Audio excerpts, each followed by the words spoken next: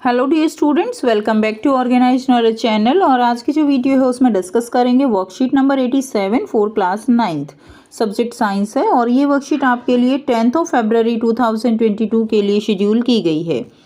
आज की जो वर्कशीट है स्टूडेंट्स, उसमें हम स्ट्रक्चर ऑफ एटम जो हमारा चैप्टर है, चैप्टर 4, उसका रिवीजन कंटिन्यू करते हुए बोर्स मॉडल ऑफ एटम के बारे में पढ़ेंगे। सो वर्कशीट शुरू करने से पहले प्लीज़ चैनल को सब्सक्राइब कर लीजिए, बेल आइकन को भी प्रेस कर लो ताकि आपको आने वाली वीडियोस की नोटिफिकेशन वो समय से मिल जाए। सो देखिए क्या दिया गया है आज की वर्कशीट में। लास्ट वर्कशीट में हमने रदरफोर्ड मॉडल के बारे में पढ़ा था। आज हम पढ़ेंगे उससे next model, Bohr's model of atom. बेटा आज ज्ञान की क्वेरी क्या है? जिज्ञासा didi, according to the Rutherford model of an atom, the atom should be highly unstable. कि जो रदरफोर्ड मॉडल, जो एटम का रदरफोर्ड मॉडल था, उसके अकॉर्डिंग जो इलेक्ट्रॉन है वो इलेक्ट्रॉन लगातार रिवॉल्व करता है और एट लास्ट जो है वो न्यूक्लियस पे आके गिर जाना चाहिए। इट मीन्स क्या था, हमने पढ़ा था कि जो एटम है वो क्या होना चाहिए, हाईली अनस्टेबल। बट ऐसा तो नहीं है, एटम जो है वो बिल्कुल एकदम स्टेबल है। ठीक है। How the stable existence of an atom is possible, explain. तो अब क्वेश्चन वही अराइज होता है कि फिर एटम स्टेबल कैसे है, तो इसको एक्सप्लेन करेंगे। Gyan, we have learn that Rutherford model of the atom have some drawbacks. कि जो रदरफोर्ड मॉडल था उसमें कुछ ड्रॉबैक्स थी। Like revolution of electron in circular orbit is not expected to be stable. कि जो सर्कुलर ऑर्बिट में इलेक्ट्रॉन रिवॉल्व करते हैं उसके अकॉर्डिंग जो है ये स्टेबल नहीं होना चाहिए। So in order to overcome the objections raised against Rutherford's model of the atom, Niels Bohr, the another scientist, put forward his model of atom known as Bohr's model of atom. So बेटा इसकी कमी को देखते हुए, objection जो थे उनको देखते हुए नील्स बोर ने अपना एक मॉडल दिया, नील्स बोर ने। और जिनको जो मॉडल था वो किस नाम से जाना गया फिर, जो है बोर्स मॉडल ऑफ एटम। ठीक है, बोर्स मॉडल ऑफ एटम। तो इन्होंने जो रदरफोर्ड की कमी थी मॉडल में उसको जो है ओवरकम किया और ये मॉडल दिया। अब देखिए उन्होंने अपने मॉडल में क्या बताया।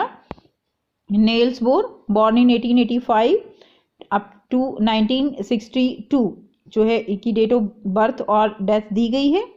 Postulates his model of an atom in 1922। उन्होंने अपना मॉडल कब दिया, 1922 में।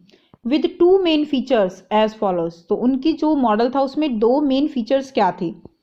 फर्स्ट है, inside atom of atom the electron revolve around nucleus only in certain special orbits called discrete orbits shells as they have different energy level. उन्होंने बताया कि जो इलेक्ट्रॉन रिवॉल्व करते हैं अराउंड द न्यूक्लियस, ओके, वो जो है एक स्पेशल ऑर्बिट के अंदर रिवॉल्व करते हैं, जिनको हम क्या कहेंगे, जिनको हम कहते हैं डिस्क्रीट ऑर्बिट्स या शेल्स। यानी ऐसा नहीं है कि न्यूक्लियस के चारों तरफ इलेक्ट्रॉन जो है ऐसे लगातार जो है अपनी एनर्जी लूज करता रहेगा, नो। उन्होंने बताया कि जो इलेक्ट्रॉन है वो एक पर्टिकुलर ऑर्बिट में रिवॉल्व करता रहेगा। ठीक है, ऐसे पर्टिकुलर ऑर्बिट्स होते हैं जिनके अंदर इलेक्ट्रॉन रिवॉल्व करते हैं। और ये बेटा बिल्कुल उसी तरह से सिमिलर है जैसे सन है, उसके चारों तरफ जो प्लैनेट्स हैं वो रिवॉल्व करते हैं, अपने अपने ऑर्बिट में रिवॉल्व करते हैं। ऐसा तो नहीं है कि कभी जो मरकरी है वो आगे आ गया, कभी जो अर्थ है वो आगे आ गई, ऐसा तो नहीं होता। यानी क्या होता है कि जो सन है उसके चारों तरफ ऑर्बिट्स जो फिक्स हैं, उनके अंदर प्लैनेट्स भी फिक्स हैं। ओके, तो इसी तरह से जो इलेक्ट्रॉन है वो एटम के चारों तरफ क्या करते हैं, रिवॉल्व करते हैं, उन्होंने ये बताया। सेकंड देखिए, an electron does not radiate energy during their revolution in these discrete orbits on energy cells around nucleus। उन्होंने कहा कि जब ये इलेक्ट्रॉन जो है पर्टिकुलर शेल्स के अंदर रिवॉल्व करते हैं तो इनसे एनर्जी वो रेडिएट नहीं होती।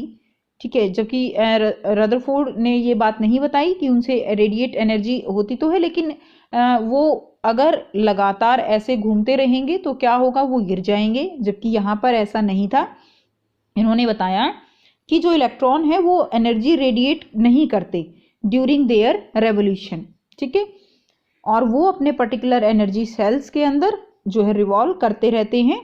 It can only jump from one orbit to another by losing and gaining only a fixed amount of energy. और अगर देखिए यहाँ पे ये क्या पॉइंट है इसमें, कि अगर कोई इलेक्ट्रॉन एनर्जी गेन कर लेता है, ठीक है, तो क्या होगा, मान लीजिए उसने एनर्जी इतनी गेन की है कि वो जो है क्या करेगा, जंप करके अगले हाई एनर्जी शेल में चला जाएगा। और अगर उसने एनर्जी लूज कर दी तो वो क्या करेगा, वो यहाँ से जंप करेगा और नीचे वाले एनर्जी शेल में आ जाएगा। ठीक है, यानी इलेक्ट्रॉन जो है वो एक एनर्जी शेल से दूसरे एनर्जी शेल में जा सकता है बाय गेनिंग और by losing the energy. Now अब देखिए यहाँ पे आपको यहाँ पर मॉडल दिखाया गया है, बोर मॉडल, इसको हम समझेंगे। ही नेम्ड दीज ऑर्बिट्स और शेल्स और एनर्जी लेवल एज KLMN। अब उन्होंने जो एनर्जी लेवल थे उनको नाम दिया KLMN। ठीक है, KLMN, पहले का KLMN, इस तरह से उन्होंने नाम दिया, या 1 2 3 4 हम लिख सकते हैं। outermost orbit in an atom is called valence orbit and electron present in it are called valence electron। अब बेटा जो outermost orbit है, outermost orbit यानी जो लास्ट का ऑर्बिट है, कोई भी हो सकता है किसी भी एटम का, ये तो एक जनरल बोर मॉडल है जिसमें KLMN का नाम दिया गया। हम यहाँ पे एक एग्जांपल ले लेते हैं, जैसे सोडियम। सोडियम का बेटे उसमें इलेक्ट्रॉन होते हैं 11, तो इस तरह से जो 11 इलेक्ट्रॉन को हम जो है डिस्ट्रीब्यूट करते हैं। देखिए इसमें होंगे आपके 2, उसके बाद इसमें होंगे बेटा 8 इलेक्ट्रॉन। ठीक है, इसको हम ऐसे फिल कर लेंगे 3 4 5 6 7 एंड 8। उसके बाद नेक्स्ट जो होगा लास्ट वाला, एक इलेक्ट्रॉन बचा वो लास्ट में होगा, यानी देखिए 2 8 और 1 8 10 और 1 11 हो गए ना टोटल, तो एक इलेक्ट्रॉन बचता है, वो लास्ट शेल में जाएगा। अब जो ये लास्ट वाली शेल है इस एटम की, हर एक एटम की अलग अलग होगी लास्ट शेल, अलग इलेक्ट्रॉन होंगे।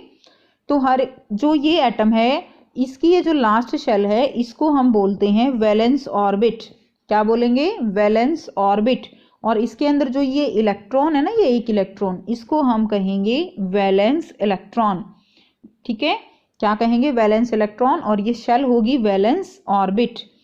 अब देखिए, the maximum number of electron which can revolve in energy shells is fixed and given by the formula 2n²।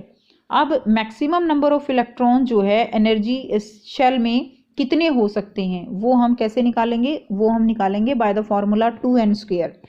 n क्या है यहाँ पे, number of orbit, may be 1 may be 2 may be 3 may be 4। Okay, so 2n² से अब देखिए, जैसे मान लीजिए हमें कैलकुलेट करना है k शेल के लिए, k के लिए n की वैल्यू क्या होगी, 1 होगी।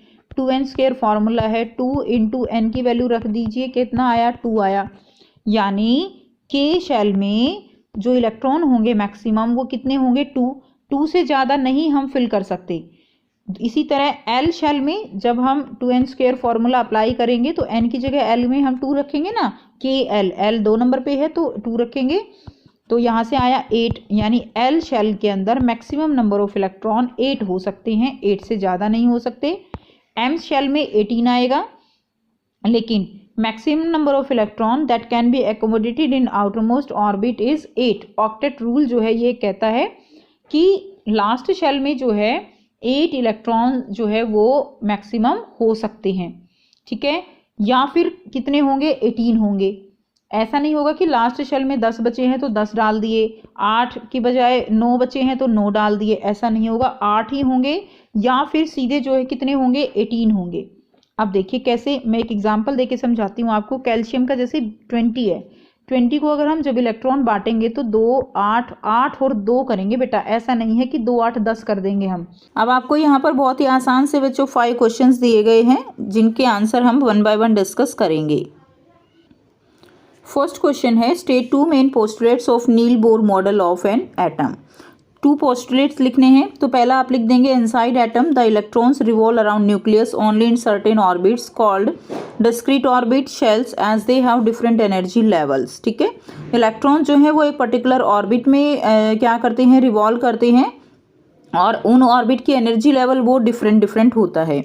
सेकेंड पोस्टुलेट आप लिख देंगे, N electron does not radiate energy during there revolution in this discrete orbits energy shells around nucleus, कि जब इलेक्ट्रॉन इनके अंदर रिवॉल्व करता है तो वो एनर्जी रेडिएट नहीं करता है।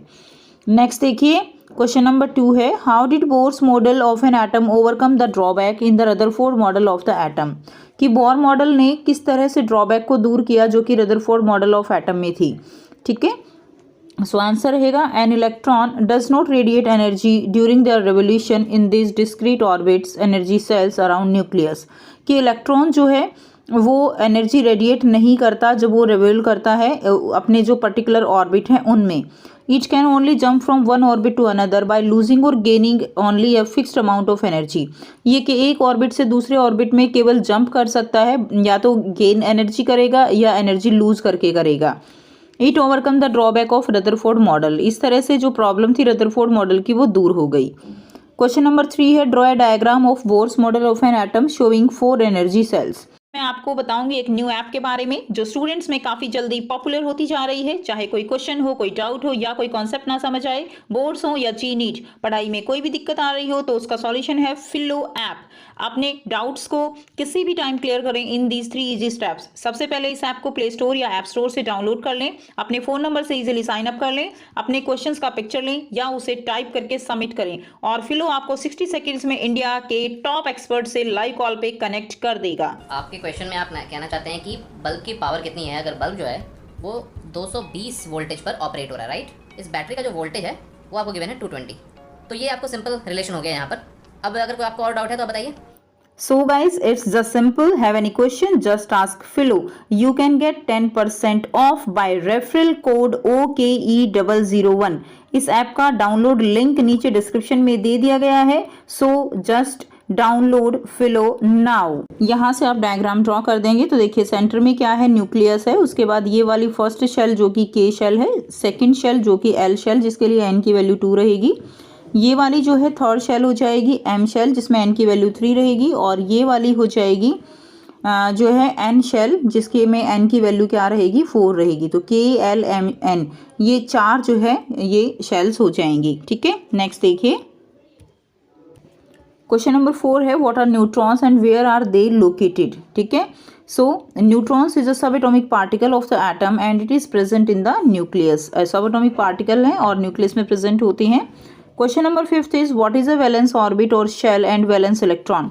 सो the outermost orbit in an atom is called the valence orbit. Outermost orbit को हम वैलेंस ऑर्बिट कहेंगे and the electrons present in it are called the valence electron.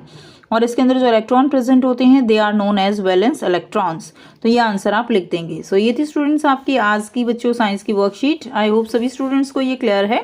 कोई भी डाउट है तो आप पूछ सकते हो। वीडियो अच्छी लगे तो वीडियो को जरूर से लाइक कीजिए, शेयर कीजिए और चैनल को सब्सक्राइब कीजिए। So thanks for watching, have a nice day.